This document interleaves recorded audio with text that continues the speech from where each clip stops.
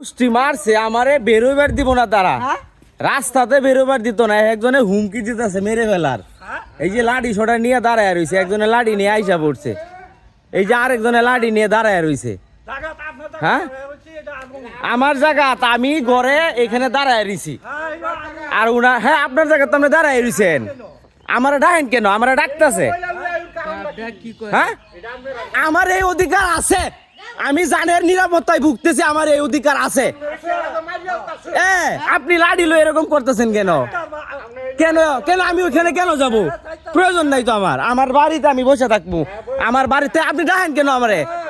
আমার পুরো ফ্যামিলি আমরা এখানে দাঁড়ায় রইছি আমাকে ডাকতেছে মারার জন্য এই যে লাঠি সোটা নিয়ে আমারে রাস্তা বেরোবার দিব না সরকারি রাস্তা তারা কি পায়ালাইছে দেশের মধ্যে কি আইন নাই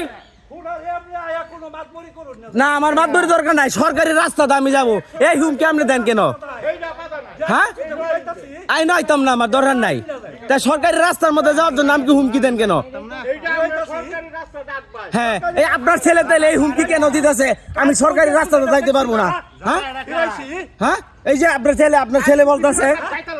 কে কি জানি না আমি জানমালের নিরাপত্তায় ভুগতেছি আমি বাংলাদেশ সরকার প্রধানমন্ত্রী তারেক রহমানের কাছে আমি বক্তব্যটা অবশ্যই পাঠাবো যেভাবেই হোক এই নিয়ে কয়ে দিলাম আপনি এটা সঠিক বিচার করবেন আমি যেভাবে ভিডিও আপনাদের কাছে পাঠাবো এই ভিডিও অবশ্যই যাবে এই ঘটনা এইখানে সীমাবদ্ধ থাকবে না হ্যাঁ এই ঘটনা কিন্তু এই বাড়ি ভাড়া সীমাবদ্ধ না এই ঘটনা পুরো বিশ্ব দেখবে মনে রাখবেন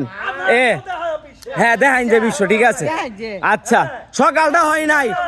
সকাল মাত্র কয়টা বাজে এখনই তারা লাঠি ছড়া নিয়ে আয়া রেডি এই দেখেন অবস্থা সরকারি রাস্তাতে আমারে যাইতে দিব না এমন হুমকিও দিতেছে এমন হুমকিও মানুষ দেয় সরকারি রাস্তাতে আমি যাব হ্যাঁ আমি কি করি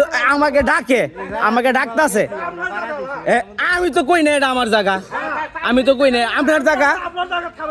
জায়গা আচ্ছা এটা আচ্ছা ঠিক আছে আচ্ছা আপনার জায়গাটা ঠিক আছে সমস্যা নাই আচ্ছা ঠিক আছে থাকেন ঠিক আছে তাহলে এই ক্রিমিনাল সে আইছে